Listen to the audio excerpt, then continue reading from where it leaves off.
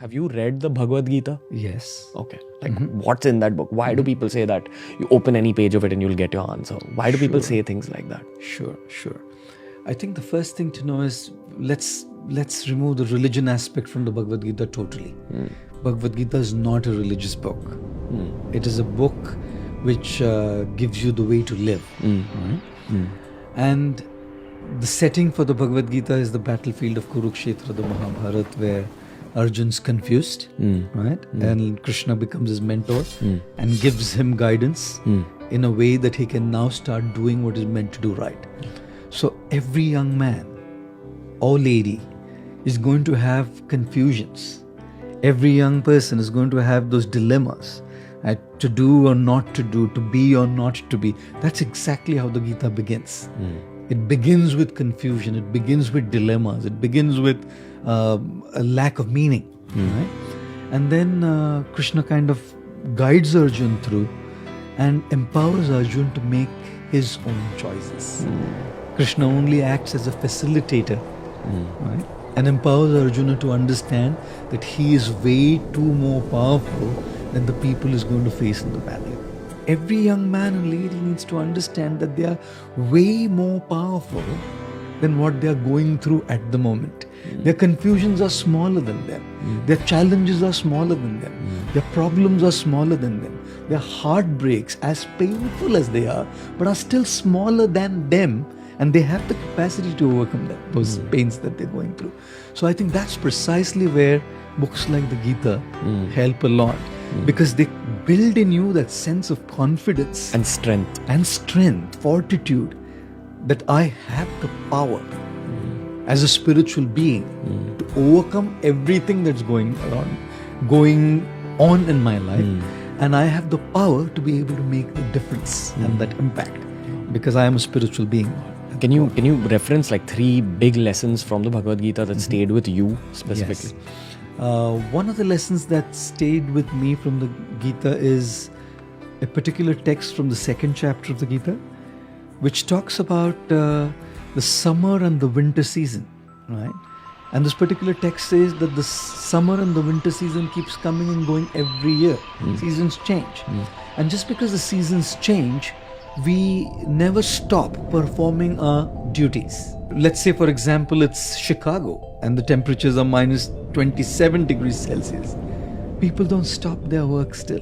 Let's say it's Delhi, it's 43 degrees Celsius. People are still on and going on with their regular life with a few adjustments here and there, obviously. So this text of the Gita, chapter 2, tells us that we have to learn to tolerate the ups and downs and not be distracted from what our main purpose is. Like when we talk about tolerating failures and pains, we can understand. But we also have to learn to tolerate our success and the good times, because both distract us. You know, usually we only look at the negatives as distractions, but even the positives distract us from what we are meant to be doing. So that's something that really kind of stayed with me. The second thing that I really kind of resonate with in the Gita is a verse from the 6th chapter which talks about the mind being a friend or an enemy to you. It depends on how you deal with the mind. Okay. Right? If you befriend your mind, the mind will become your friend and will empower you to do what you want to do. But if you don't deal with it rightly, then the mind will become your enemy and will lead to your downfall. I'll give you an example. You want to get up early in the morning to go for a jog or for a workout because you know you want to be fit. You know your days are busy. And you decide this is going to be my plan for the year 2020, correct? You set up the alarm clock to wake up early in the morning, like 5, 6, whatever. And when the alarm goes, what's the mind saying? The first thing, you slept late last night, take it easy. Or maybe this is not the right thing for you to do. The mind's constantly playing games, right?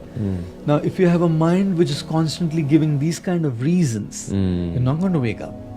Right? On the other hand, if you learn to train your mind using the proper intellectual process, right, proper spiritual process, your mind can be your greatest asset and your friend. Which is meditation, good books. Meditation, books, right? Correct friends. Correct friends, the right kind of company. All of these are inputs so that your mind kind of becomes a friend. And the third thing from the Gita that connects to me a lot is how do we start looking at the presence of divinity everywhere in every aspect? We don't have to necessarily go to a place of worship to look at the presence of divinity. You can look at the presence of divinity in nature. You can look at the presence of divinity in other people. You can start looking at the splendor of the creator or the creation. Or you can start looking at the splendor of the creator in the creation. You know, which is precisely why this is something that I usually tell people is when you look at somebody who's better than you, you know, and especially if they are in the same field, usually there is insecurity. There's insecurity that this guy is doing better than me in what I am doing. Or there is envy, jealousy. Sometimes it goes to the extent of sabotaging that other person's work as well. You know? And it has happened in the world. It happens all the time. So when you start looking at divinity in creation, you start looking at how divinity has empowered somebody to do something in a special way. That person has been gifted by higher powers, right? And to sabotage that person's work or to be envious about that person or to feel insecure means actually insulting somebody who's given that gift to him. You know?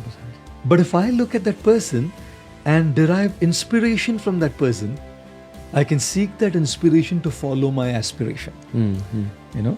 So that aspect of the Gita also kind of really resonates with me, that you start looking at divinity everywhere and in every place around you, including people who are doing better, because it's not them. You can see straight away.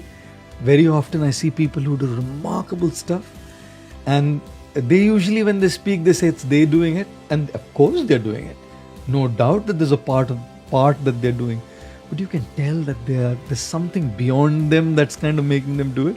Whether it's acting, speaking, singing, something. There's an element which is not necessarily effort, not their effort. You know? X factor. X factor. And when you start appreciating that X factor as divinity, oh, that's something that really kind of connects to me as well.